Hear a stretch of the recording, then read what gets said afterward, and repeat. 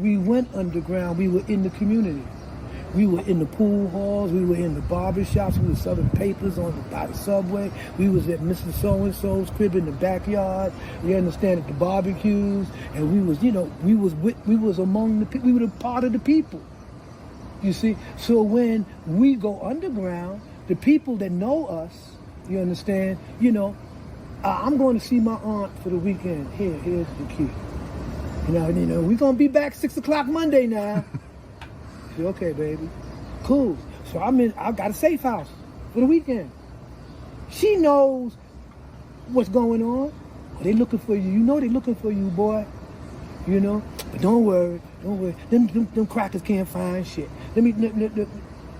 So, if we understand that Hamas, just like the BLA, is an expression of the people's relationship to power and the status quo. It's just that we took a position, and the community knows that whenever the status quo does something bad to our community, we will retaliate in kind.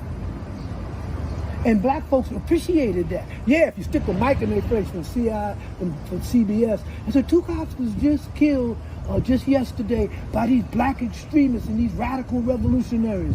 What do you think about them? Yeah, they might say, well, that's a shame, I don't think police should be killed.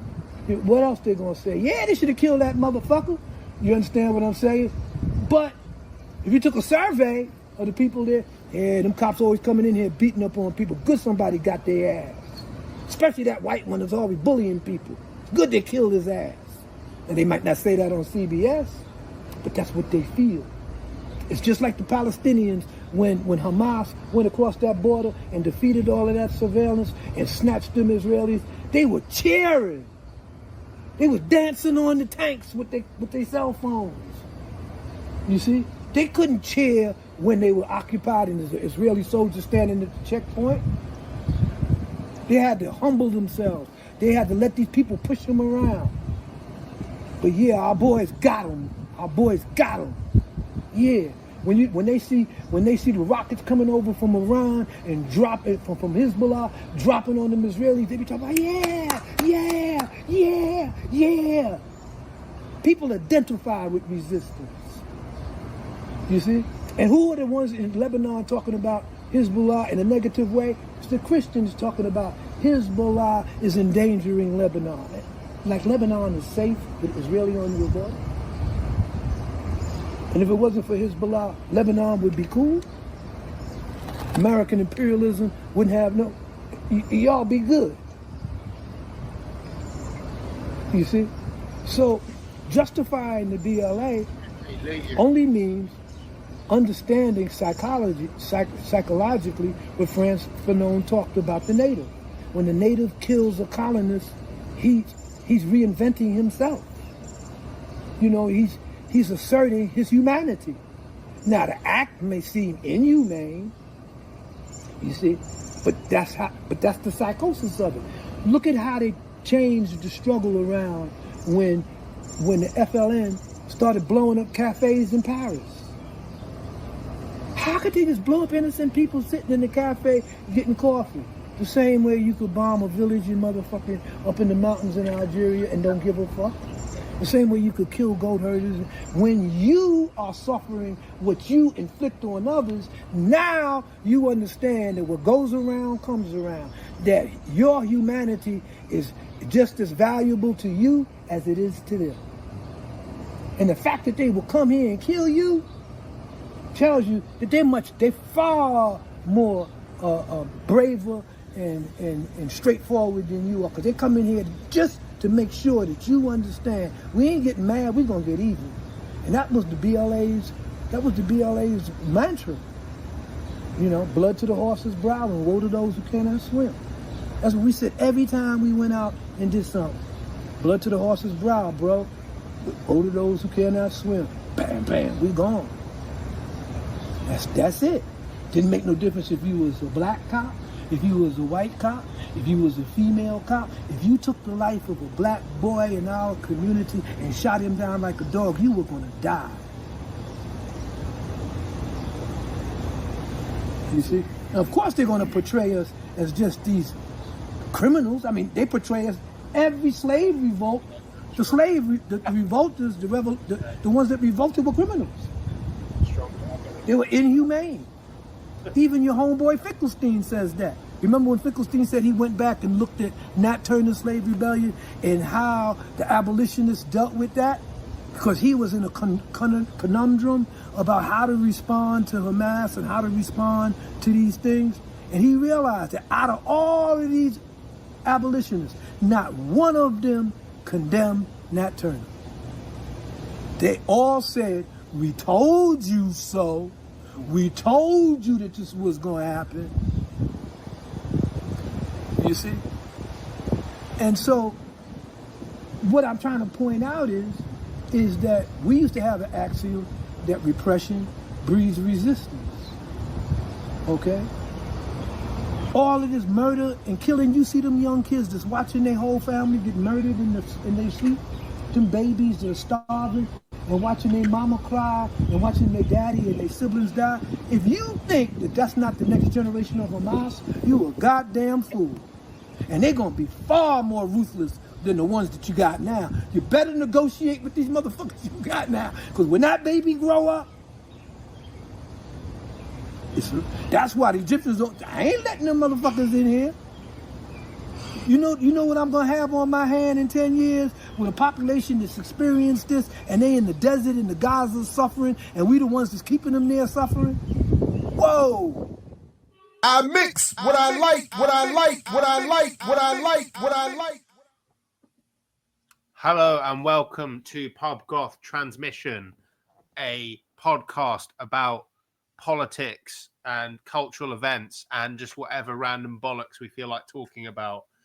Today, I'm joined by my co-host and our producer, Adam C. Jones, Dr. Adam C. Jones. And we are today joined by the Pope of Pub Goth, the man who coined the term, McKinley McBride, also known as Mac, also known as Nestor Mac, yes, but only I call him that. Very good. How are we doing, gentlemen? Yeah, well, sorry to our audience. I thought I'd open with an incredibly long clip to go against the currents of our, age of incredibly short attention spans, because I just think that, it's an important topic to talk about, resistance and the nature of resistance. And I thought that it's almost 8 minutes, pretty much is the best summary that I've heard, making it as plain, clear and obvious and kind of covering almost all bases there. And also speaking from a position of the current situation in Gaza, from a position of solidarity in America, so you can kind of abstract the concepts from their immediate context. But yeah, Adam, what do you make of it? So, I was quite surprised. So I'm not quite sure if I remember exactly the particular position of the BLA, or maybe I was getting it confused with the BPP, the Black Panther Party. But I mean, it feels almost kind of scandalous to play it, but that's because in a way it is so. It's so clearly, also obviously, writes that yes, repression breeds resistance. It's typically we were sort of also, do you condemn this? Do you condemn that? I'm like, well, that is an ahistorical position because obviously you're not taking into account how people have been treated to lead them up to that. The Israelis know this very well. It's why they gave Hamas so much money. But then again, I'm not giving them way more credit than they deserve for that because ultimately, all their systems and all of their smart tech gadgets weren't smart enough to stop what was coming, which they knew they was inviting. They knew that if you're going to inflict terror on someone, they're going to inflict terror back. They've completely shown a disregard for the peace process. Although I know that today there are some Hamas representatives in Doha talking about a ceasefire deal, but I don't think. I'm not optimistic. I've had to train a sort of negative feedback system because every time I'm like, maybe, no, it's not going to happen, because this just happens over and over again. And every time it looks, actually around the summer of last year, it was looking like it wasn't going to happen because it was just the same deal going round and round and round. There does seem to be a second round of movement, but You know, just the level of fuckery that Israel have engaged in the past, just every time wanting to add some new condition. You know, we want to stay in the Netzarim axis, we want to stay in on the Philadelphia corridor. It's just they seem destined to not. I just think they can't do it. They can't accept a deal. Then I thought that with Hezbollah, and eventually I think they were the ones who asked for the deal there. So Yeah, which the Israelis just constantly violated. So yeah, I mean, if anything, it's a deal for a lower intensity of fire. But sorry, what's the Philadelphia corridor? Sorry. The Philadelphia corridor, right? Okay, so I'm gonna try. I'm warning. I'm gonna try and use technology. I'm gonna see if I can do this. Right. If I present, Yeah, I mean, a ceasefire deal isn't. It's not actually a ceasefire, is it? Yeah. I mean, it's you stop firing. But no, what they've done is genius because they're like advanced. They are advancing to positions they couldn't capture on the battlefield. So they've invented this whole new thing. It's like you can't shoot at me, can't shoot at me because there's a ceasefire. As they like start just bulldozing people's houses. Like, still, technically, I'm not firing. They're still land grabbing as well, like in Syria right now. Yeah, exactly. They're just such it's so obvious what they're doing in other places. Right? Can you see me screen? I'm going to pull up Google Maps just so I can explain with a bit of like context, as they say. So if we go to Gaza, essentially the Israeli presence is mostly in the Netzarim. Well, so they've created this Netzarim corridor, which you can't see on the map, but it's like I think up here, roughly. Or maybe, yeah, it's about here. It cuts the Gaza Strip in two. Up here in Jabalia and Beit Hanun, this is where the toughest fighting's going on. This is where they're committing like a full-on ethnic cleansing. They call it the General's Plan. It's the final solution. This is where Hamas recently launched rockets on New Year's Day towards occupied Jerusalem. And so the Netzarim corridor is this bit here, and they're widening it every day. This is where the U.S. aid pier thingy was, and they're widening this whole corridor, just bulldozing houses. But the Philadelphia corridor is down here, and it goes along with the border of Egypt. And they claim that basically Hamas smuggle weapons under there, and they definitely used to, but they definitely don't anymore, because if you see how they fight, they're making their own weapons in Gaza. So the majority of the weapons that they're using are indigenously made and continue to be so. But yeah, this has been this big sticking point that Netanyahu's saying, no, we will remain in the Philadelphia corridor and we'll remain here. And the key thing about the Netzarim corridor here is that this is the general's plan originally was if we starve out the population, we'll force all of them through the Netzarim corridor, basically through a one-way gate into the southern half of Gaza, because they've cut it in half, and we'll never let them back. And it will be like a direct kind of mechanized Nakba. But the population, this was like 100 days ago now, and basically the population refused to leave. Very few people have gone to the south. They've even been on protest marches every day saying death before dishonor, because their grandparents know what happens. You leave and you're never allowed back. So it's not working, though. So they're just basically exterminating and trying to liquidate the population. But this kind of is where you reach the peak of this dichotomy between, you know how people say it's not a war, it's a genocide. I mean, I don't think that they're mutually exclusive. I think that most genocides go on during some kind of war. How do I stop screen? There we go. I don't really understand why they have to be mutually exclusive. They're very obviously just killing all the civilians and in a way that is trying to exterminate the population. But they're also encountering resistance, and saying it's not a war, I think, erases the resistance, which, if you've been following, has been massively increasing over the last couple of months. They've been precipitously killing 2, 3, 4, 5 soldiers a day. And it's really beginning to mount. I think they killed 10 a few days ago, 3. And it's all just with IEDs that they're laying left, right, and center with all the unexploded Israeli bombs they've collected the explosives from. And even the Israelis are now admitting that. We've known this for months. Sarar al-Quds, the arm wing of PIJ, Palestinian Islamic Jihad, have shown a few videos of taking bombs that haven't exploded, taking the TNT out of them, packing them into explosives, sticking them in barrels, sticking them under the road. Tank comes along, right? It's kind of the oldest trick in the book at the moment, and it's dynamite, so to speak. And it's an H bid went off a couple of days ago. No, I think last night I read an H bid, so houseborn IED. 3 soldiers walk in, house explodes, and there's nothing they can really do about it. There's nothing you can do about that, and they don't seem to be willing or able to deal with the tunnels. So they're fighting this. They've been fighting this losing war the whole time. And this is the odd thing that people have pointed out. They're almost doing the genocide to cover up the military failure of the war. It's like this kind of shock and awe for the domestic population. Look, we're getting them. Boom, boom, boom. Death, death, death. But they're not actually getting they're killing the resistance, but purely incidentally to the general mass murder. And from what we're hearing, Al-Qasam brigades in the north have completely replenished their ranks with new recruits because, like we just listened to this, I forget his name and I'll mention it later, this BLA guy, of course they fucking have, because that's what happens when you kill someone's entire family. It's not all you have to do is, and it just kind of shows you how racist people have gotten, because all you have to do is just demonstrate is the tiniest fraction of empathy and be like, oh, of course they would do that. That's exactly what I would do. They expect them to bow down to them, though, as well. Like, they think that they're... It's like, no, we've got to realise that they're terrorists. They should automatically be on our side because we're right. And it's like, it's not how people work.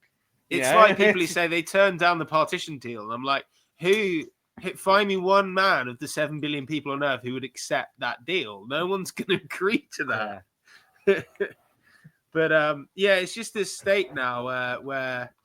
it's an odd thing that people, I think there is a faction of people who don't want to support, they want to support Palestine, but they don't want to support the resistance. They want a kind of clean position. It's almost like the sort of Owen Jones position of the world. I kind of call it like the soft left, where they'll be like, well, I condemn all violence. And I'm like, yeah, that's because you're in England. That's because you're not under the boot heel of occupation. So you can say, well, I don't like any violence because you're not subject to it. So you don't need it. And there's just this, I think there's just this pervading group of people who, and it's the same people say, well, it's not a war, it's a genocide, in a way that it is a genocide, but it's also a war. And they're erasing all of the efforts and sacrifices of the resistance. And in a way that I think is kind of shameful, honestly. Well, this is what Mohammed El Kurd was talking about. I mean, also, of course, as you're saying, we had a clip from Daruba bin Wahad, but I forgot that the BLA is actually sort of the army wings of the BPP. Yeah, but it's. I mean, Mohammed El Kurd says, people like us when we're better victims, i.e., when we're dead. You can celebrate us as martyrs rather than as fighters, which is ultimately. Do you believe in decolonialism or not? I mean, they're not going to stop. It's just that they've said we're not going to stop. When they stop, they don't stop, and then they think there's a thing called international law, and the gallant white knights of international law are going to ride in, swords drawn, and they're going to stop this genocide. They're going to vote them out. They're going to vote them out. You see, they're going to vote so fucking hard. You won't even fucking believe it. They're going to vote. So that's the they'd vote twice if they could. the fucking Israeli diplomat who shredded the UN Charter in the little shredder. Do you see that? And where did he get that little shredder from? Where do you buy little shredders? He's like the Telegraph newspaper. He's like exactly 180, perfect 180 degrees. Because it's clearly not worth the paper it's written on, but for the opposite to what you think. I mean, the international law was good for, I think, about 40 years, maybe. I mean, it was something that emerged sort of more after Nuremberg or in its process of carrying out Nuremberg trials. But now it's just like, okay, it's now for like Central African dictators and Serbians and after everyone else now. It's like you come up with some really harsh rule for something, and then you're like, I don't know, littering gets you public humiliation as a village punishment or something. But then you see your mate doing it, so you're like, oh well, maybe sometimes Oh, he's all right. He's got a good art, hasn't he? Yeah, he's really trying. I want to hear his he's side. Really, he's really trying. Boys be boys. Anyway, I feel like we've talked a lot about we've opened with a very strong subject there. we're kind of doing this in reverse because let's go against the trends. There's enough people doing it one way. You got to ask the hard questions. Get out of the way. So we've basically the general structure was we were going to hit you hard with the Palestine shit and the resistance shit, and then I was thinking maybe we could talk about Nosferatu. Adam, did you see it? Yes. So I could go on a lecture about it. There we go.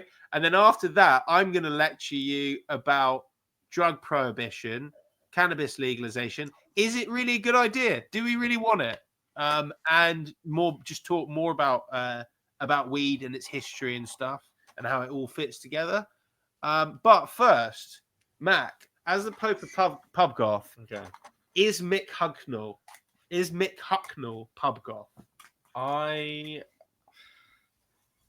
If he was, he isn't anymore. Okay. You can maybe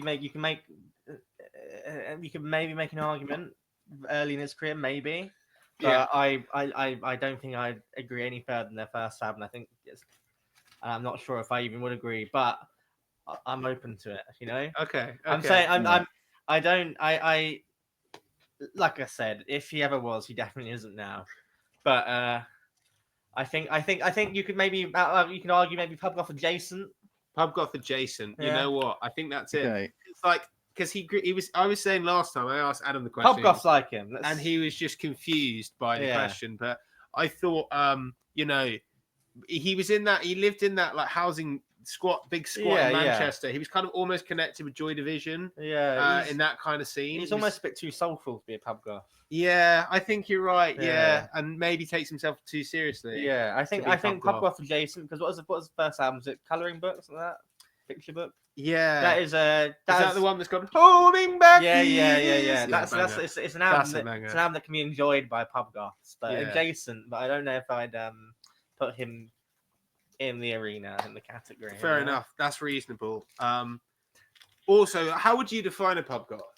Pub goth's a state of mind. Pub goth's a state of mind. Yeah, I feel like I feel like that's kind of what we said last time. Yeah, you kind of know yourself, and I feel like if you know yourself and you know for other people, I guess that makes it hard to tell. But I don't know. I mean, pub it's a way of life. It's a state of mind. It's like you either you are or you're not. It's such a but we're open to everyone. It's such a sort of complex and advanced. It's a feeling category that it does. It's not. There aren't enough existing lexicons. Have you ever been in the pub? Have you ever been in the pub and felt too goth? Yeah. I mean, have you ever been goth and felt too pub? You notice what songs playing a little bit too much. You're like, honestly, then you're with the goths. You feel a bit too blokey. You're drinking lager lager and that's football. It. That's it. You're in the pub and you think people are noticing. You're like, I've got an earring or something. I forget I've got these nose rings. Yeah. But like I've been in pubs and the people were noticing for me. And then you go to the goth social. I've not got enough. and you look like a bloke from the pub. Yeah. That's it. That's basically pub goth. That's pub goth. That's the easiest way of explaining it, I think. We need pubs for pub goths. We need pubs. We need just sort of goth tinged pubs. Yeah. Right. Yeah. Slightly. Yeah. The Cure's playing, and maybe there's a discount on cider and black sometimes. But I don't need any like cobwebs and fucked up shots. No, I don't need nothing Nightmare Before Christmas related. No. Or just like Tim Burton related in any way. Yeah, like if we're gonna do like I don't know, nothing emo, just 70s, 80s goth.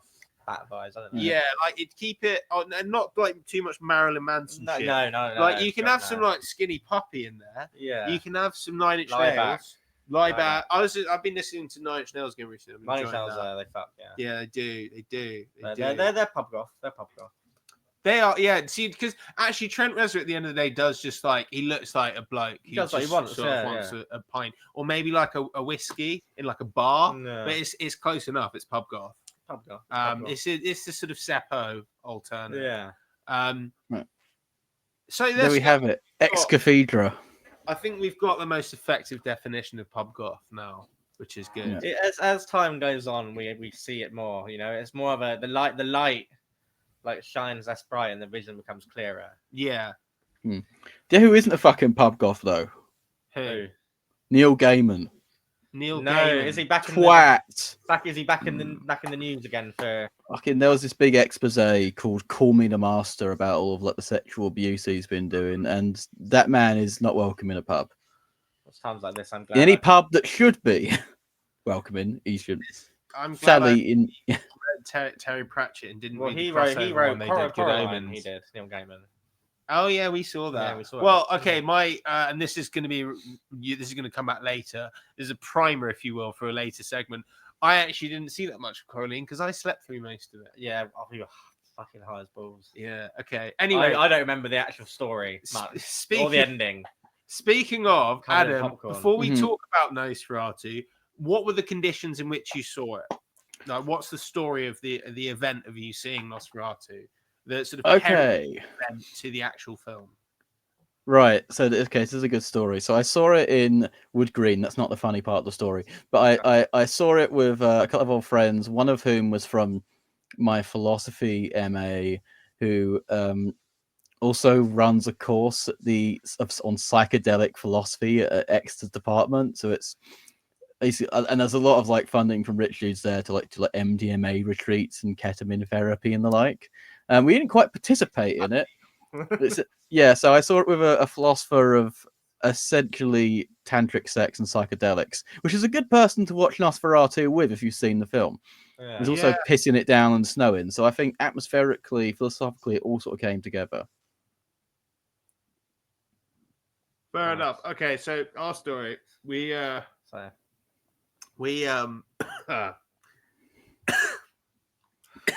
I'm trying to recreate the event. So we just got an Uber to Pearly Way View. And the thing about Pearly Way, we smoked a fatty. I think it was a 2 or 3 strainer actually. Yeah. It was I think it was a combination of Afghan Kush, Kerala Landrace, and maybe like Rip Tooth, which is a cross between Ripley's OG and Tooth Decay. I'll be getting into some of this later when we talk about legalization and drug prohibition. But basically, yeah, it was a pretty potent boy. And the thing about the View, the new View, I rate it. I used to hate View. Yeah, I hate the one in Central Croydon. The one in Pearly Way. Central Croydon used to be the better one though, because the one in Pearly Way went downhill. I've never come across bigger fucking morons in my life. Like then I asked for a Jack Daniels and Coke because they had it, and they said, "Is that alcohol?" Is this in Pearly Way? Is this in Croydon? This is in the Croydon one. Is that alcohol? Loads of my family worked there growing up. It's so funny. I never met beer idiot. Are a lot of your family a bit slow? Because, they've not been there for a long time. And then I ended up. This is when I went to see Spider-Man: No Way Home, and I literally walked out halfway through because I was like, "This is bullshit."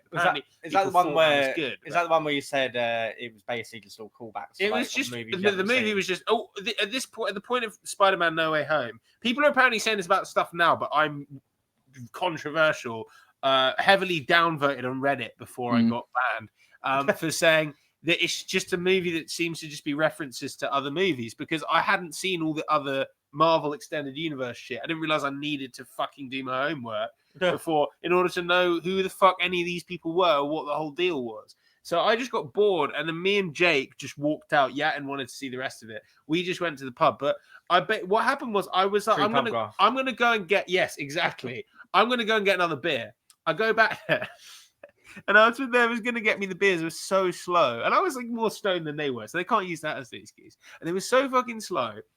And then they're like, "Oh, I can't serve you unless you got your ticket. Have you got your ticket?" And I was like, "No, my friend Yatin had the tickets." I was like, "My friend has the tickets." Like, "Oh, we can't serve you the alcohol then." And they just served me like before. So I was like, "Fuck this!" And me and Jake went to the pub because we're pub goths. Yeah. See, Jake's not that goth, but he's pub goth adjacent. He's pub goth adjacent, precisely. He's pub goth adjacent, and so that's but anyway, that's Croydon Central View. Pearly Way View is a different story. They've got their shit locked down. You can walk in and on a little touchscreen thing, you can like order a pint, order your popcorn, get your little ticket, and then you can go out with your ticket, blaze up, right? Get fucking lit, and then get your cheese popcorn. See, I hate cheese. And he got cheese popcorn. But anyway, go and get the drink, right? I get my pint of Brooklyn Lager or whatever it was. I get that's fucking. The thing is, we didn't have they ran out. The draft was out. They ran out of so the they Brooklyn had to pour us. so they had to fill 3 it up bottles. bottles. We had like 1.5 each based into our pint glasses. I think I spilled loads of it because there was no head in it. So just fucking shaking out my cup. So I drank that and I ate my popcorn and it's all reclining chairs in this one. Yeah. All recliners, right? Or every I seat. figure out how to push my button. I'll go back and I think I caught maybe roughly, I want to confidently say 70% of Nosferatu. But there were patches where things suddenly jumped forward.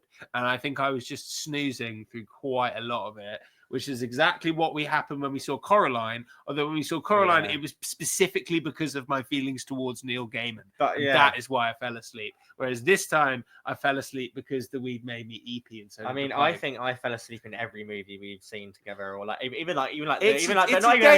even Stuart Lee. I was like fighting for my life, like my seat. I was like, you know, when you like. You're focusing harder on like staying awake that you don't process anything you say. I'm like, oh fucking hell.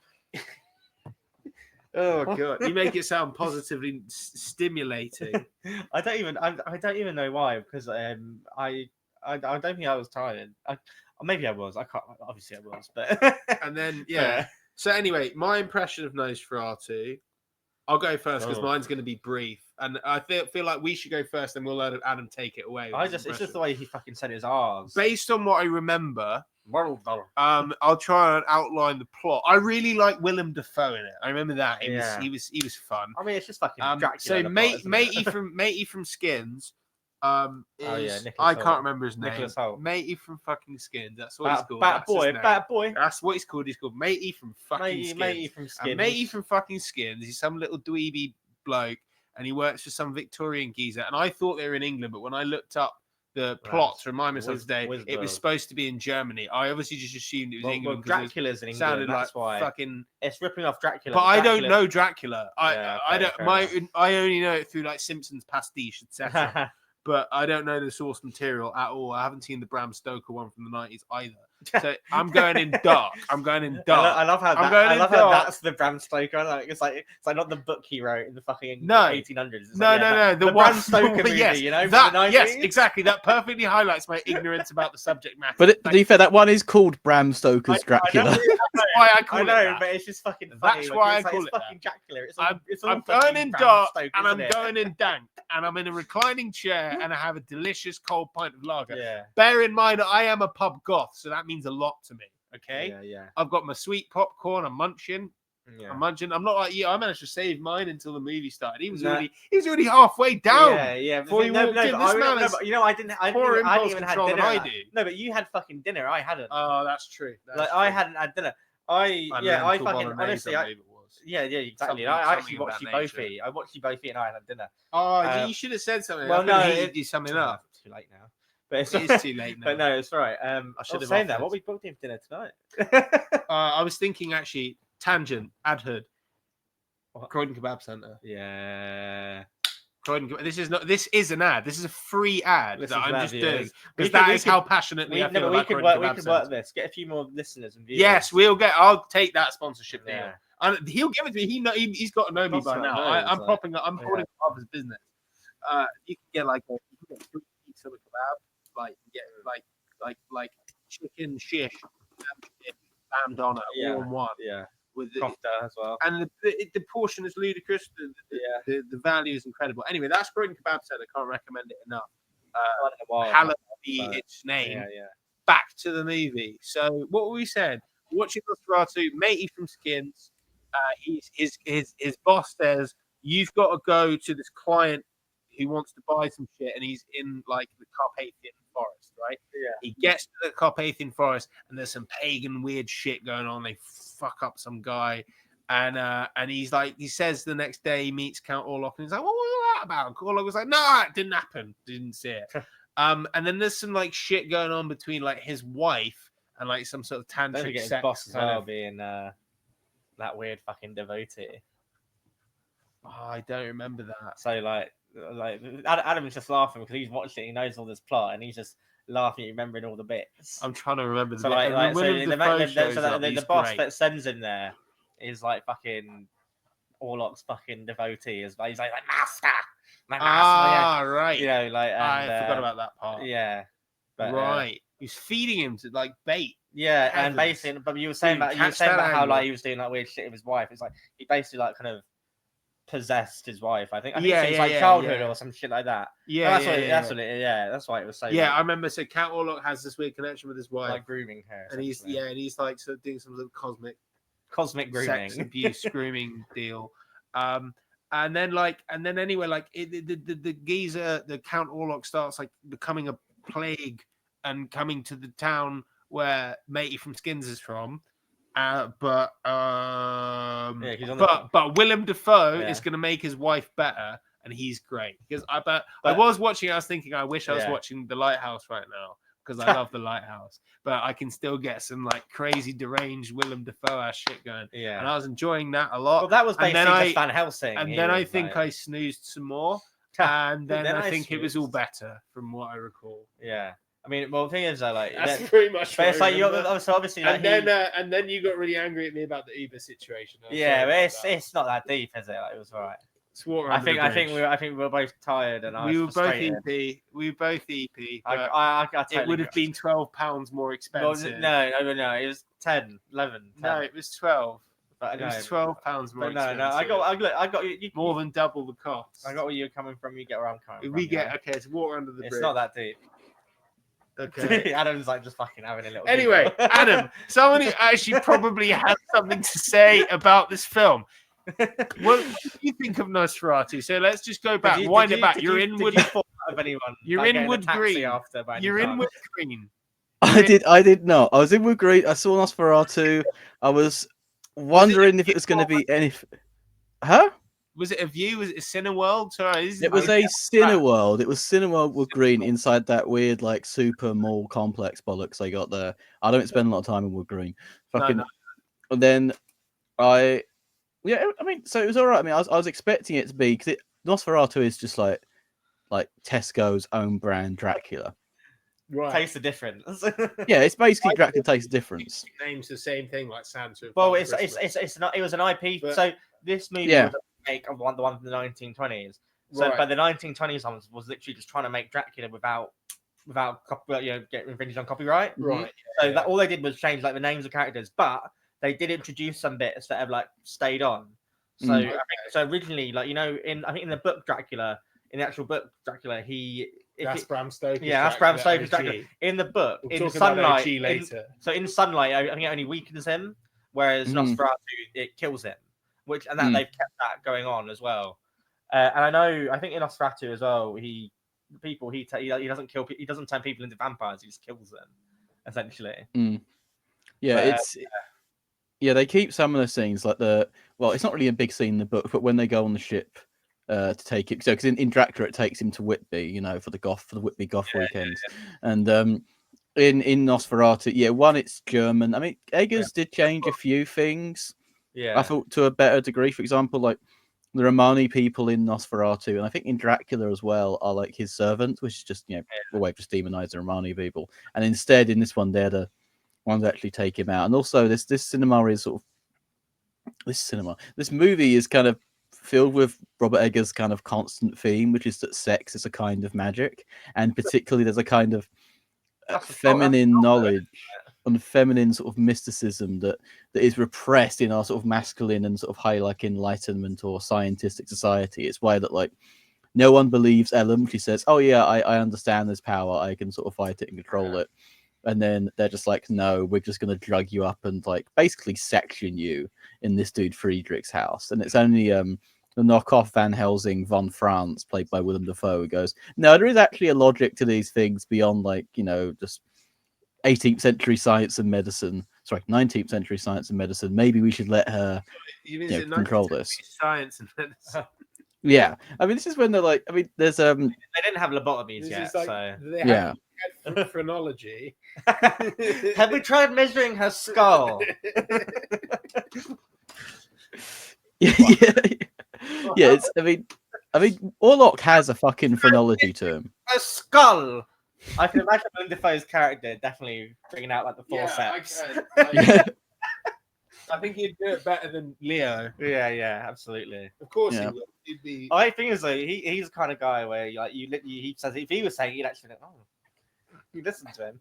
Have you ever heard Jake's story about when he met Willem Dafoe? He served him in a restaurant in No. Canada. No. Right, so he used to work. He also met like James Franco. I think it was James Franco and Willem Dafoe, and like they would the restaurant he was working in was doing like something where they just had like a set menu thing, and Willem Dafoe apparently he's like has to go out to Willem Dafoe and explain, yeah, it's just like a set menu thing, and Willem Dafoe goes, yeah, can I get like some quinoa and some green beans and like some salad? And he goes, it's okay. And then he takes you down to the kitchen and he's like, yeah, someone asked for like quinoa and green beans, and they're like, we told you it's a set menu. What are you doing? It's like, yeah, it's Willem Dafoe, and they're like, oh, for fuck's sake. You're not going to say no to Willem Dafoe. Yeah, exactly. Yeah. Apparently he's like well short. Like I can imagine. I think he's like 5'7". I can imagine. Proper packing though, you know. Yeah. Oh god, yeah. Apparently an Antichrist. Freakishly. I bet he's got. I haven't actually. I've just realised I was going to speculate, but I don't need to. But I haven't seen that. It's online. It's online. It's but like there was that thing where they were saying they had to. Is like, it a proper Coke can car? Well, no. I mean, I've only seen it floppy. But apparently there was that movie he did. Was it in It was the Lighthouse? No, it was Antichrist. I think he was. Yeah, but I think he was saying they got a stunt cock. Oh yeah. His arm was so big that it was like fucking people. It was freaking people out. Like, you know, it's meant to get someone else who is more normal. That's funny. But I think they're saying it was just like fucking, like yeah, freakishly big. Apparently. Yeah. I'm surprised they didn't let him get it out for Last Temptation of Christ. I think that'd been quite good. Jesus. Yeah, exactly. Whip out, Willem. Whip out your Willem. All right, this is the Willem, podcast where we sexually harass Willem Dafoe, folks. This is the. So continue on. See, that's the pub goth bit. Continue on with the Nosferatu. So you were saying Peter Eggers, feminine energy. They didn't believe Ellen, was it? I can't remember the names of these people. It's Robert Eggers. But until it was, I don't fucking I'm getting confused, man. Peter Eggers. Anyway, you were saying before. Yeah, so Willem Dafoe's cock. All right, so it's generally maybe it's like she because she's just so lonely and so sort of repressed. She ends up summoning Orlok from like the depths of despair, and then basically getting with him in spirit, and then marries fucking Nicholas Holt's character, who is so focused on real estate that he doesn't realize he's being sent by his boss Herr Knock, who turns out is like a fucking Nicholas Holt, yeah, he's like he's like devotee of Orlok, turns out. Right. Goes there, gets bitten, doesn't get quite turned into one through the power of Jesus, apparently, because he gets taken in by a bunch of Orthodox like nuns and priests who like they prayed a vampire out of him, like kind of like I don't know, like a pray to gay away kind of thing for sexual powers. And then as a response, he's kind of come to collect Ellen because whilst Nicholas Holt is in his castle, he's so shit scared of him that he just signs the first contract put in front of him, which is written in like ancient, Transylvanian meant to be, and just actually he's ended up just signing his wife away. And so this idea of the contract between them. You don't read ancient Transylvanian, you fucking player. I don't read ancient. Well, it looks more like Enochian to me, but I can't read that. Some occult box, fucking some Aleister Crowley shit. That's why they're all fucking. Yeah, and so fucking Orlok, who is just basically a horny rotting corpse, more like brings a plague with him. It's sex worker Lock comes to fucking what's it called not Wisborne. I'm making it English now. Visburg, sorry, and then brings the plague with him, kills a bunch of kids, basically to pressure her and say that I will kill everyone unless you surrender to me willingly. Although it's not really willingly, you got to surrender, is it? And then, whilst all the guys decide to do like the brave heroic thing, like in the Dracula, and go to his new castle where he's shacked up in Visburg and then destroy him. Fucking Van Helsing's ripoff, Von Franz, basically says, okay, Ellen, you're the only one who actually controlled him because I'm the only man who actually believes anything you say. So don't worry, I'll distract him. He takes them to the castle. They burn it down. It doesn't actually do anything because Ellen has actually drawn Orlok to her, surrendered, and basically lets him feed on her and he's so incredibly horny for her that he stays doing it until the sun comes up. He bleeds and comes from every orifice, and the movie's over. Yeah. Wow, and you remembered all of that from watching it? The basic story the like, HD, like mate, doesn't that's it. they don't really change the story that much. Like I mean, I watched the Hammer Horror Dracula for the first time like, last week, and the story wasn't that different overall. You know, there's no cowboys though in this one. Was there cowboys in that one? There was cowboys in the original Dracula. There's like an American friend of theirs who's from like the Buffalo Bill show that's touring, and they're for some reason just a random Dracula cowboy. I don't remember that one. No, like in the original book, there's a cowboy for some reason. In the book, there's loads of fucked up. I'm sure there's loads of fucked up shit in the book. Tangent, but did you know they fucking Sitting Bull used to by the end of his life he was involved in those fucking Buffalo Bill cowboy shows. It's actually Dracula. But who? Sitting Bull. Sitting Bull. Fucking hell. That's what he was reduced to. It's actually Sitting Bull's monster. Fuck's sake. Oh, fucking hell. Right. So that's Nosferatu. So how would you rate it? Did you like it? Did you not like it? I thought it was pretty good. I really liked how they reimagined Orlok. There's this one line that's really stuck to me, and he says like, "I am an appetite, nothing more." And it gets into this sort of depth of psychology about fulfilling desires and a time of repression. And I was talking to my flatmate Billy the other day, and she says, it's interesting that no one really gets punished in the film. It's just kind of desire, sort of a mythology just kind of plays its way out. There's one sense that like Ellen is punished. Well, Ellen's not punished for being horny, which is kind of like the archetypal punishment. In horror, like sexually active women always get punished. It's kind of like, it's why when in that movie Cabin in the Woods, they all joked that someone has to be a virgin and then get sacrificed, and someone has to be, you know, highly sexually active who gets sacrificed.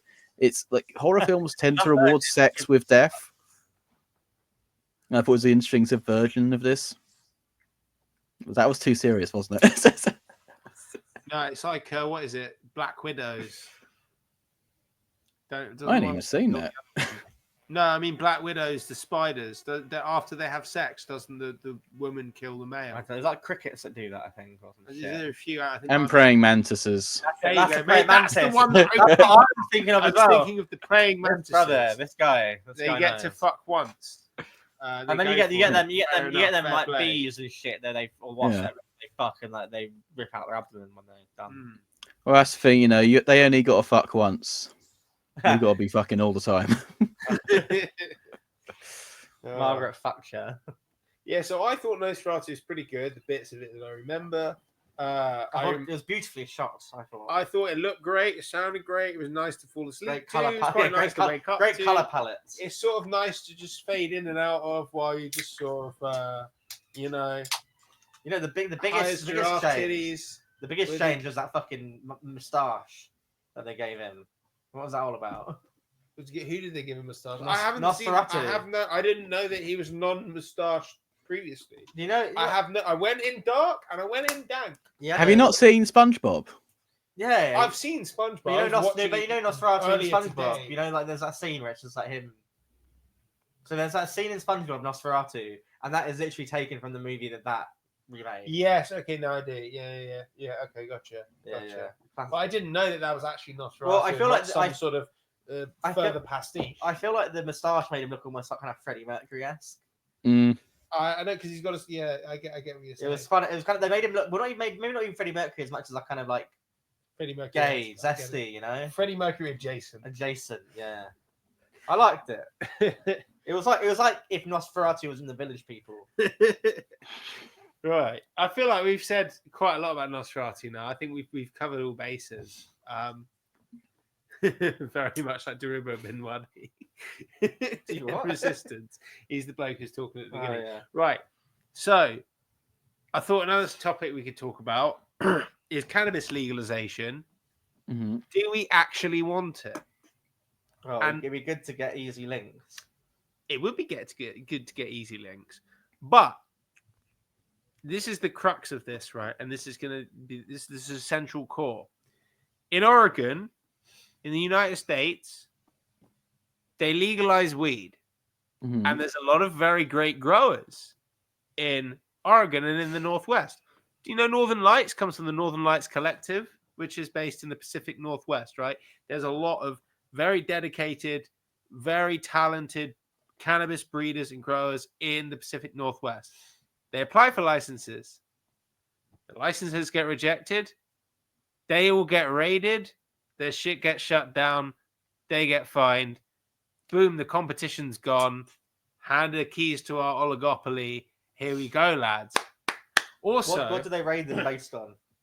Illegally growing cannabis without a license. So before, essentially, or no. So you make it legal. So but could they they start always an actual company? So in Oregon, you're allowed to grow 4 plants personally. They would always raid everything and leave 4 plants. But if they wanted to do it like properly as a company, could they start like no, a company? And then... you have to apply for a license. So this is what happened. They are already growing, right?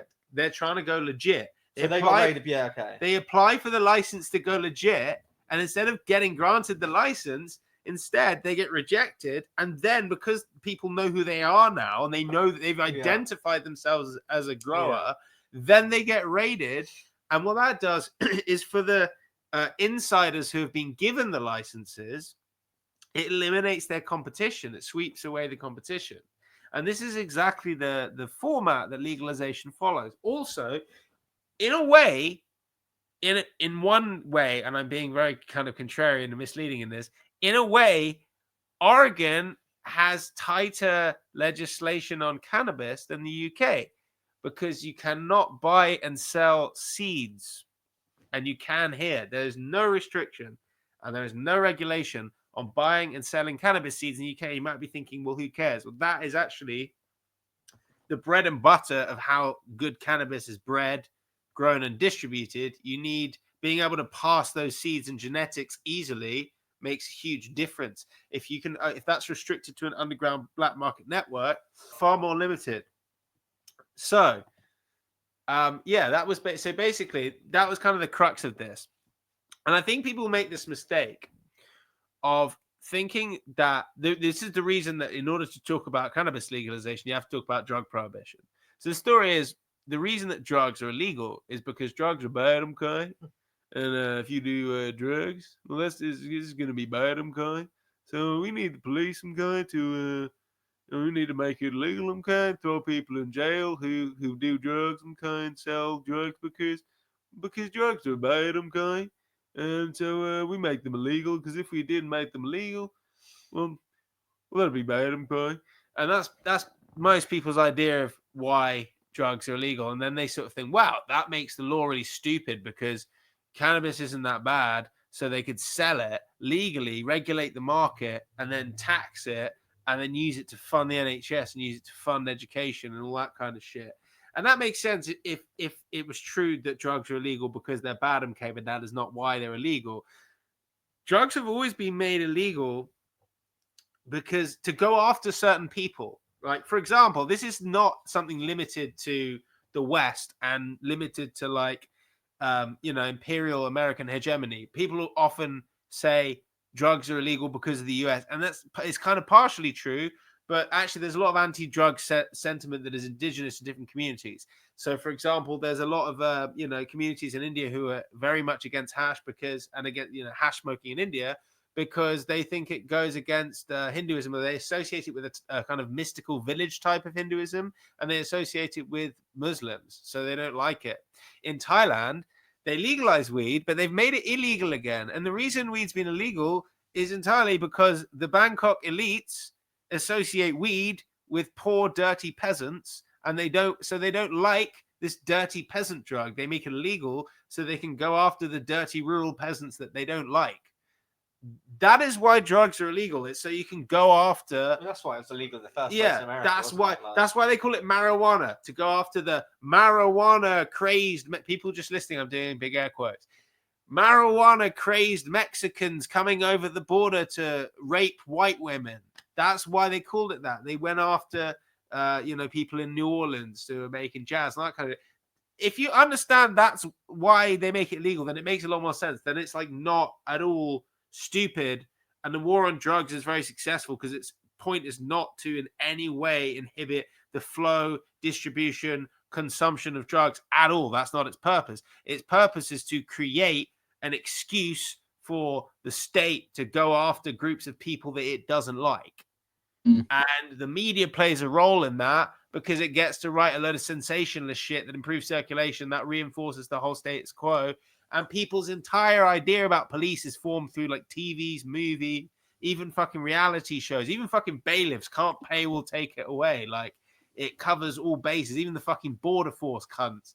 It's just there's so much propaganda reinforcing it. Anyway, Adam, what do you want to say about it? Well, I mean, so fundamentally, laws don't eliminate criminality or illegality. They distribute it. They distribute it amongst populations they want to target. I mean, one good example recently as well, to build on your ones, is cat, the chewable, almost tobacco-like intoxicants, usually predominantly taken in East Africa. Theresa May went after that because it's a place where people can gather and talk about their own discontent and their own ideas about it. Hell, as well. Yeah, I mean, coffee houses were banned for a little bit in the UK because that was where the French Revolution was fermented. Yeah. And in terms of like legalization, I mean, I'm more of a decrim guy than I am a legalization guy. Because at least, I mean, give an example of the states, which is always a good example because it's most extreme.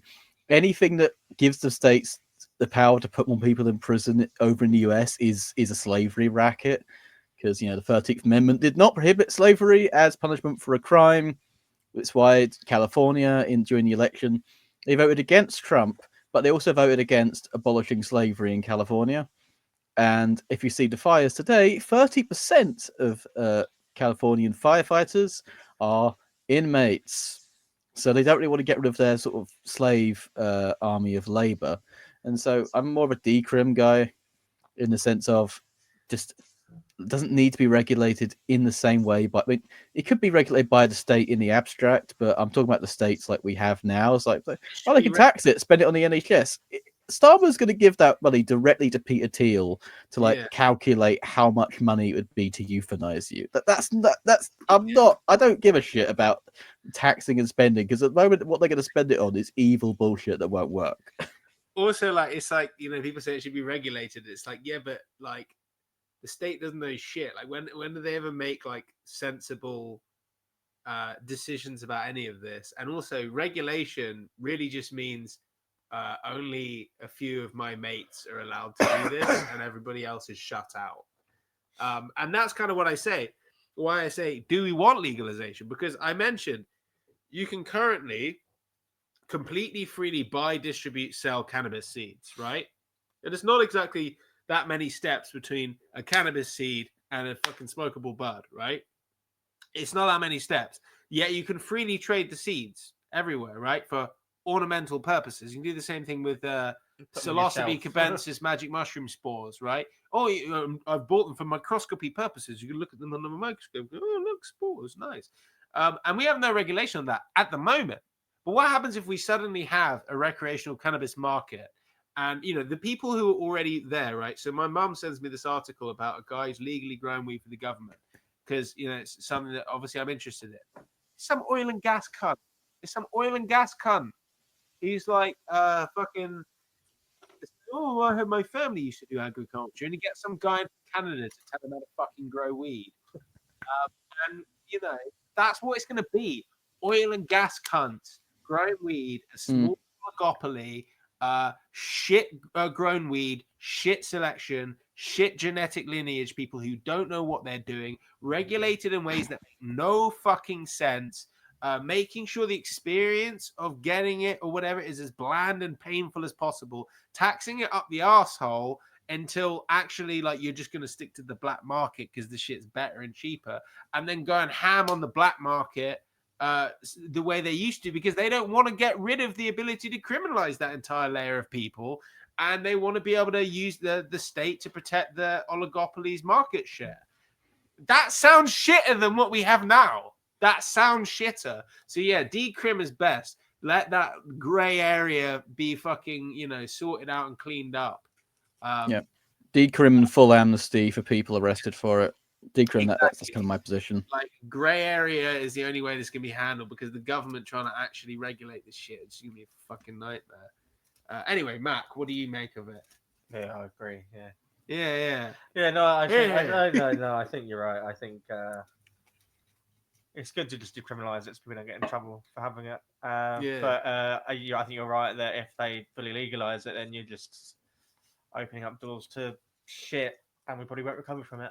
So I mean, there's right ways. There's probably like there's good ways and bad ways to go about it. Oh, 100%. But you wouldn't trust our government. No, you know they're going to do it the shittest yeah, way. We're like, not allowed to have nice yeah, things. like it'll be done in the shittest way you can imagine. Yeah, like it could definitely be done right in the right circumstances. Yeah. But I mean, like it just wouldn't be not with what we got right now, and what we would have alternatively either. Yeah, like this, it's not not right now. But yeah, decriminalizing definitely 100%. But no, I think Starmer loves putting people in prison too much to even decriminalize, to even legalize weed. To be honest, Jimmy Savile. Apart from Jimmy Savile, yeah. If you're not a friend of any British institution, he will put you in. I mean, there was that one neurodiverse person who was really into UFOs, and he was also really good at computers. He ended up breaking into like a US airbase server or something, and then everyone when he was caught, everyone was like, "Now this guy was clearly looking for UFOs. He's harmless." And even Theresa May, who literally condemned like a whole generation of black elders to die through mass deportation of the Windrush generation, said to Starmer, "I was like, why are you trying to give this guy to the Americans? Like, even I think you're going a bit hard on this." He loves British institutions more, I think, than they do, which is, I think, why he's so fucking servile to them. He's a spineless cunt. Well, it's just the thing about Starmer is that it wouldn't be such a fucking shafting if he wasn't trying to paint himself so different, even leading up to being elected. Now, like he's been a constant shift to the right for the past however many years he's been in politics. Yeah. And it's like, but everyone always says, "No, you get him in power and you shift him left." It's like, but it never works like that. No one gets more left, especially not in power. No, you know. So yeah, Starmer's. I mean, I remember when he was getting when he got elected Labour leader, and it was mainly between him and Rebecca Long Bailey, and people said that Rebecca Long Bailey was continuity Corbynism, whereas they said that Starmer was Corbyn without the fucking baggage. Not saying he was more soft. He was still calling himself a socialist. The baggage being all the policies and ideology. He had his 10 socialist pledges. He had his 10 socialist pledges. And then broke every single fucking one of them within a few months, Yeah, and he was open about it. Yeah. I said I was going to do this, and then I did something different. And it's like, how can you? I was talking to people who were like, "Oh, but maybe he's just trying to play the game to get in there." And I'm like, "Yeah, he already did this to you once. Why would when he gets in power, though? You've got fresh urine in your face, and you're saying, "I don't think he'll be in my face again." Of course, he wouldn't do it. He wouldn't do it again. He wouldn't do it again. He wouldn't do it again. No. He's only done it 3 times now. He wouldn't do it again. He's only done it 10 times now. Turkey's voting for fucking Christmas. I thought you were talking to my actual turkey then. In the EU now. Delightful. I should do a roast turkey at some point. Yeah, Christmas. Anyway, so I thought I could also talk more broadly about cannabis because I want to, and this is my podcast. So basically, it also in light, and I can go because I remember Adam last episode you asked me about the USSR cannabis growing badges. Mm-hmm. So I did look into that, and I think it's just hemp. Basically, they were growing hemp. They were growing hemp, and that leads me nicely into there are 5 reasons. So basically, cannabis is believed to have originated in Central Asia, and it has been traditionally cultivated for 5 purposes, or kind of now 6. But I'll get onto that later. And so to tie into this USSR connection, hemp is one of the main reasons cannabis was cultivated in Europe, North America, Russia, and basically that's the stems. So people are growing these big fucking cannabis plants.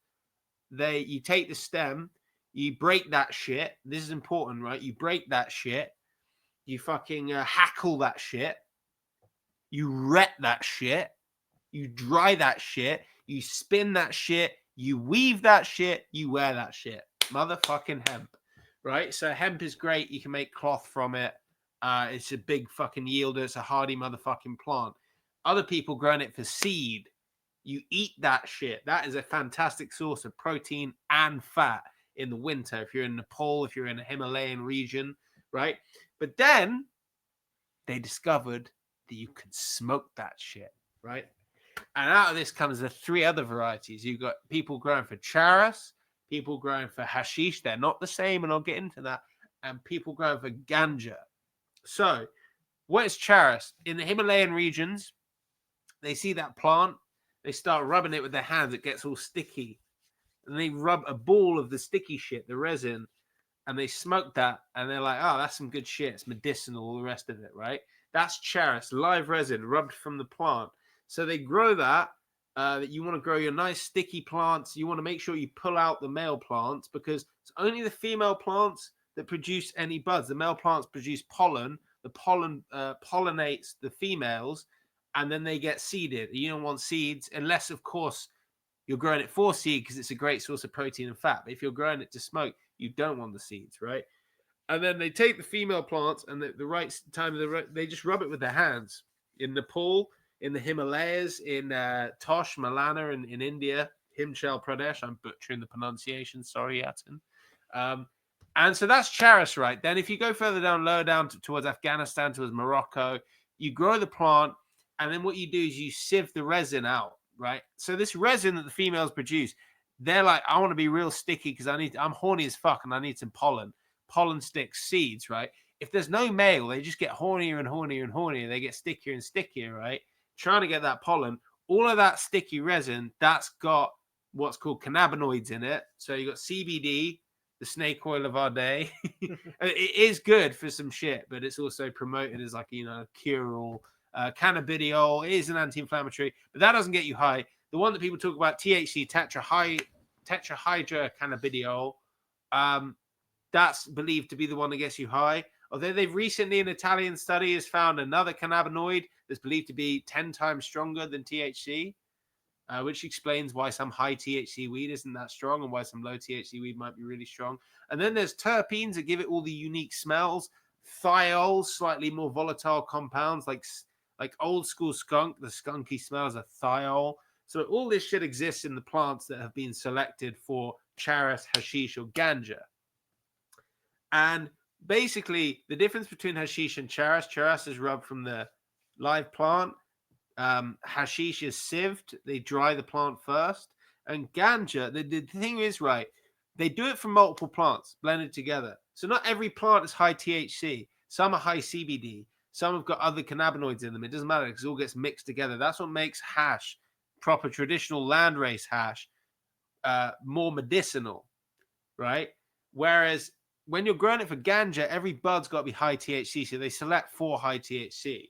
So when you're looking at in other parts, so like India, like Orissa, in South India, like Kerala, then if you're looking at like Colombia, Africa, all the places that grow for ganja, that's where bud comes from. And if you see Narcos Mexico, you'd think that they invented Sensimilia in the 1970s.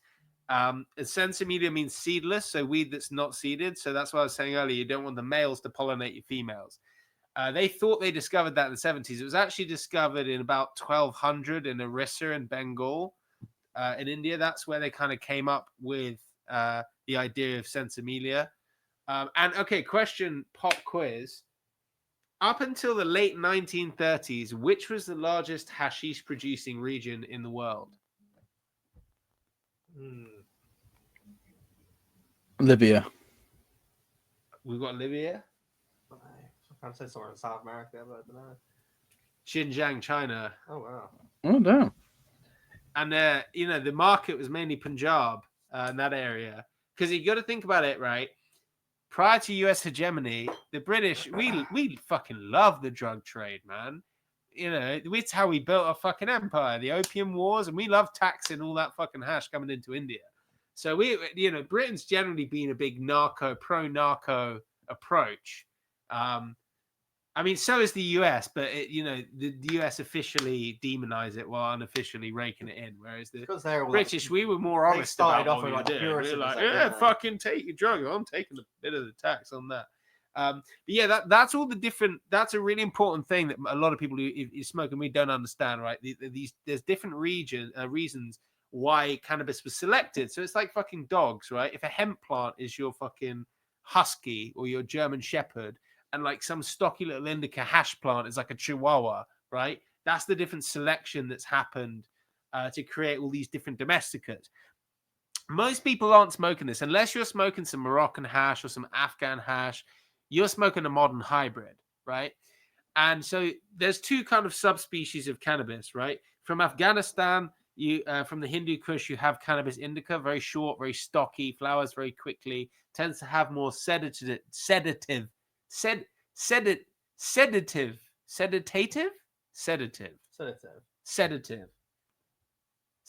effects. You said it like I've said it too many times. You said it like right a few times. Soporific. I'll take it, right? It has more sedative effects, right? Whereas sativa plants tend to have more uplifting effects, right? And sativa, because as I said, cannabis originated in Central Asia, but it spread the fuck out, right? So in Southeast Asia, you got sativa plants. In most of India, you got sativa plants. You basically got sativa plants everywhere. In Africa, you've got sativa plants in Southeast Asia. But in Afghanistan, in the Hindu Kush, in Pakistan, and then up to the Himalayas, that's where you get cannabis indica, misleading name because indica means India. But you're going to get the Wittgenstein rules as well. When we get into cannabis, Wittgenstein really rules in terms of what things mean. It's just like words pointing to other words pretty soon, and it loses what it was supposed to be, right? For example, Kush, right? You mentioned the Hindu Kush. You mentioned Kush strains. It means something completely different these days because of language, and it's quite irritating. But Americans, what are you going to do? But basically, you got sativas in Thailand, Mexico, Colombia. Phones off. Who was that? Anyway, so yeah, you got sativas in like Mexico, in South America, in Southeast Asia. And in America in like the late 70s, right, they're smoking this sativa weed from Mexico, from Hawaii, that's actually just coming from Colombia and Mexico, and Colombia, right? And it's uplifting weed. It's full of seeds. And basically they start planting this shit, right? And they start getting these plants. They figure out how to grow it, but it's an absolute fucking bastard to grow. These things take like 6 months, 7 months to grow. You've got to have a big, tall fucking light. These things grow meters in the air. They grow these tiny little buds, right? Fucking long. But the high's great. And then some hippies from Afghanistan start bringing some seeds back from Afghanistan. They discover Afghani indica weed. And they see these little plants. And they think, fuck, what if we mix the two together? So they start breeding the two together. And they start creating hybrids. And they start creating the first F1 hybrids. So you have different groups and collectives doing it. You've got the Northern Lights Collective. If you know about weed, you might know what they came out with. They came up with Northern Lights 1 through 10, although you only now know of NL1, NL2, and NL5, but I'll get to that. You've got the Hayes brothers, who came out with Hayes. You've got Skunk Man Sam, who comes up with Skunk number 1. And then there's this bloke called Neville in the Netherlands that basically... They're like the mad scientists. They start breeding all this shit together. But pretty much all the weed that you like now, like if you're like, oh, well, I don't like that skunk shit. I smoke gelato, right? Well, guess what? Gelato is, oh, fuck, now I've got to remember what it is. Gelato is something like Sunset Sherbet crossed. Okay, long story short, it's all just the same fucking shit mixed back with each other, right? In fact, I'm going to fucking share my screen and get nerdy with this shit. I'm going to show you what your fucking gelato really is, right? If you're saying, why are you telling me about skunk? Why are you telling me about haze, right? If I go,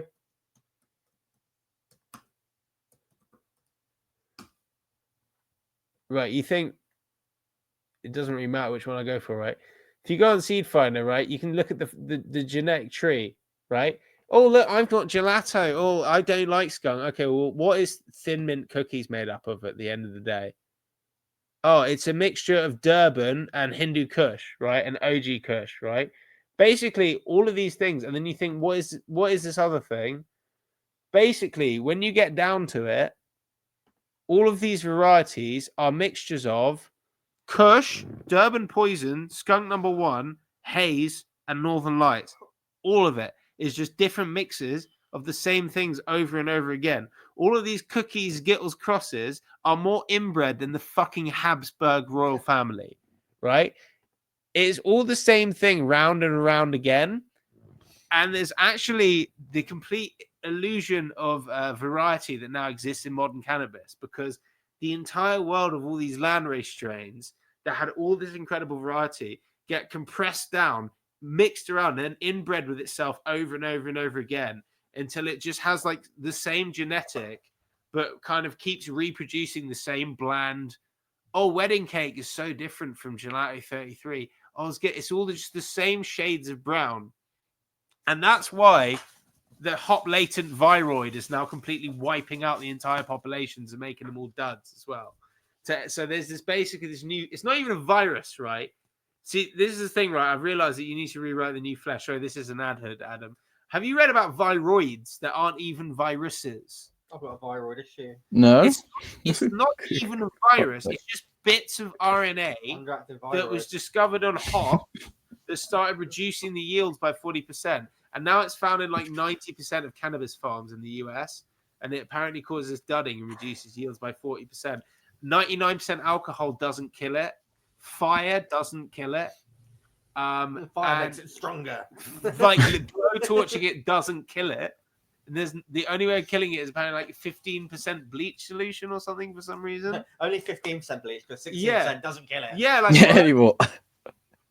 But yeah, and it's become basically modern cannabis has become so genetically homogenized and so inbred that it's really it's like Dutch elm disease to these things. You should see its fucking jaw.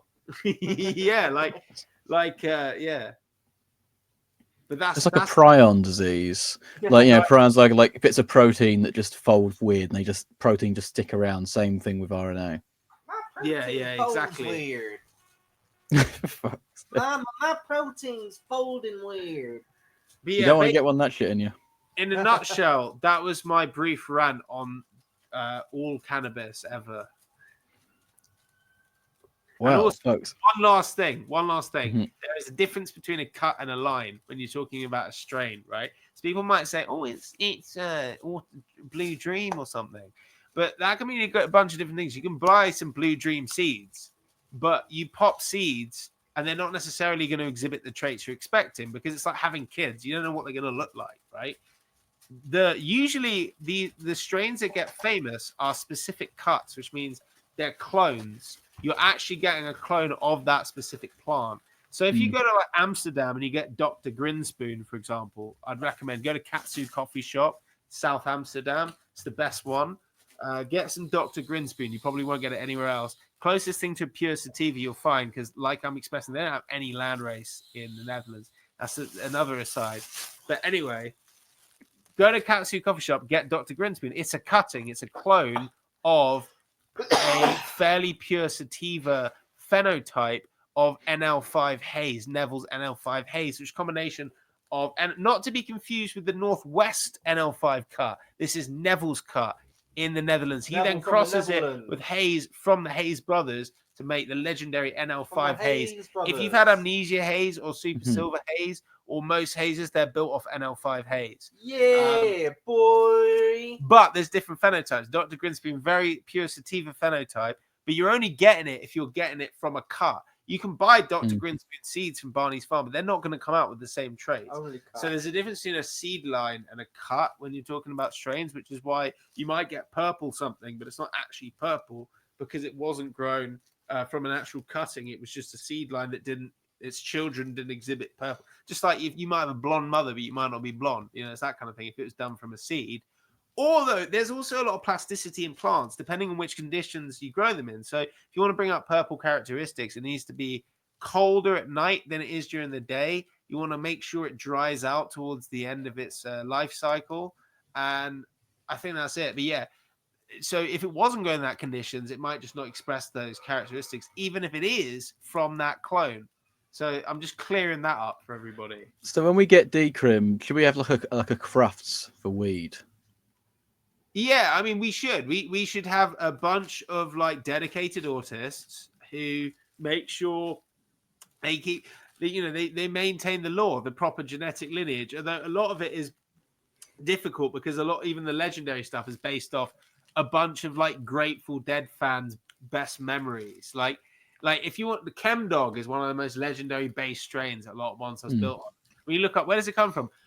Some dude in Dearborn in America at a Grateful Dead concert was sold some weed and they found a seed in the bag. And when they grew it, it became this amazing plant. It is now the base of like Sour Diesel, Stardog, all of that. It's just a seed a guy found at a Grateful Dead concert. So that's the kind of source material you're working with as a historian, which isn't ideal. I remember Stardog. Remember when Stardog was kind of like you either had that or nothing? That's absolutely ubiquitous. It was, and it was not all these strains that become ubiquitous get a bad name because, and I'm pretty sure they're cuts as well because they're always the same. Well, it's like I don't know how I feel about it because like dealer weed in general just makes me anxious. Like for a while I thought it was Stardog, but I think it's just dealer weed. You know, I think it's how it. I don't think it's even the cut. I think it's how it's grown. So for example, the other thing, do you know cheese? People think it's a strain. Yeah, it's just a skunk cut. It's someone grew skunk number 1. It was actually an anarchist collective in the UK that were growing skunk number 1. And this is what people do: they take a seed line and they breed with it. They find one they like, right? They find a keeper and they clone it.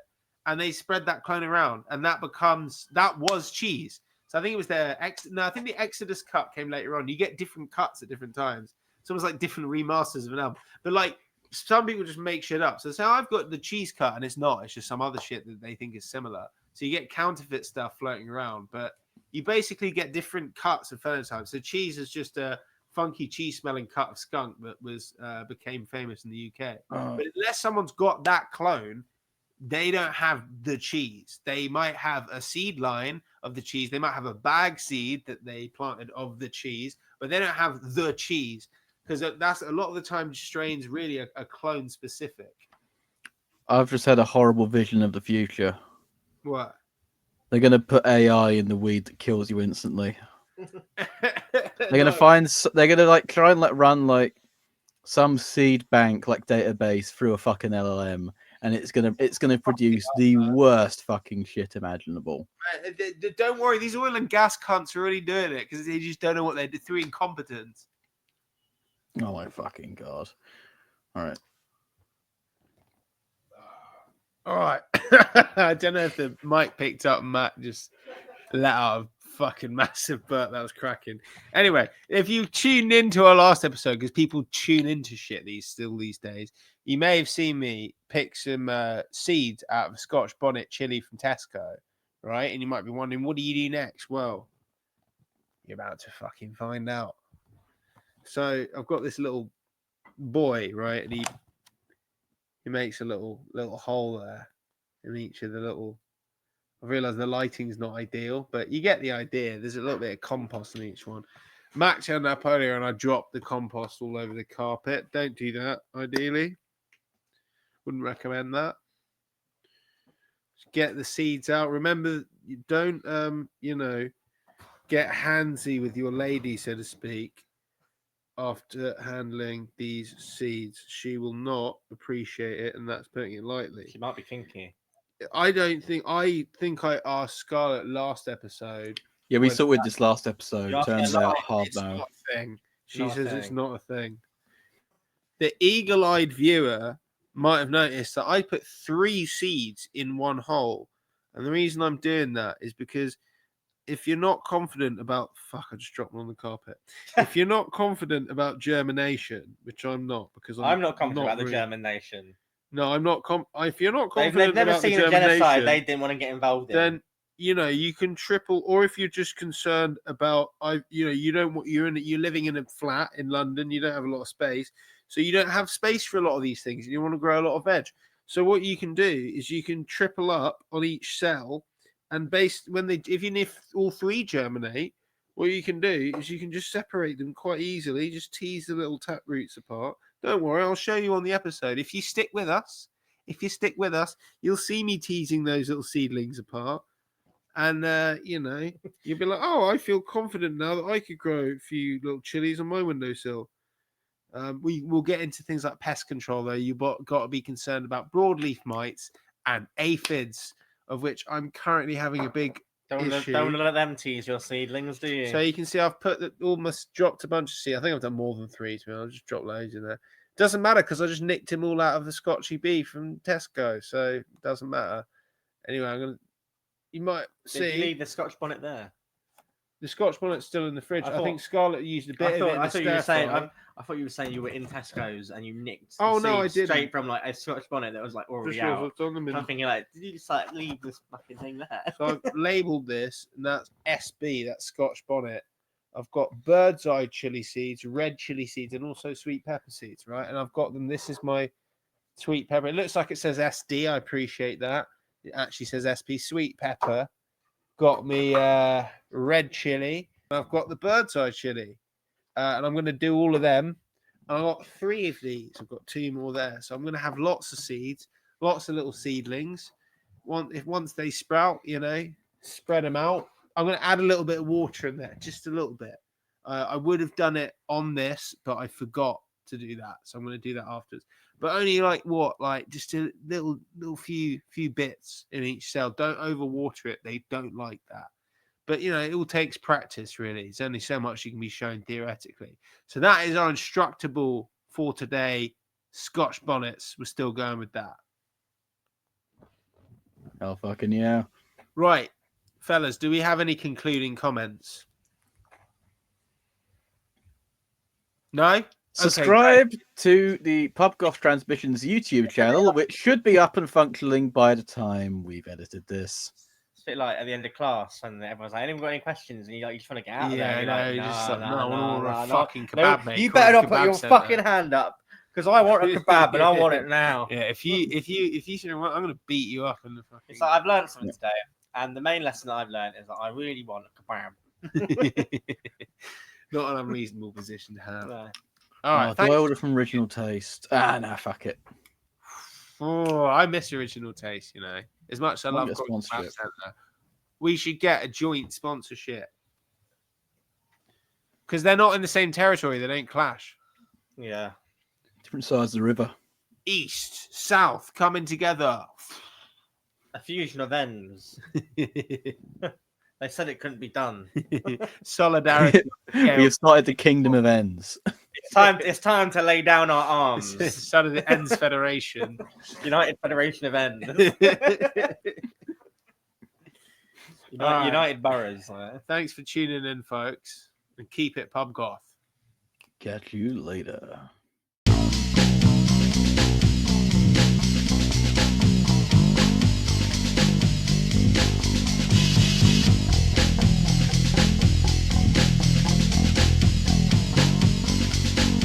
With the lights down low and a pint in my hand, Sisters of Mercy fills the airwaves around. I step outside to light up a fire, feel the chill in the air, see the snow on the ground.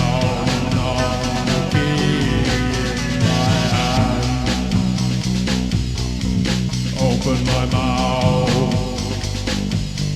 and spew out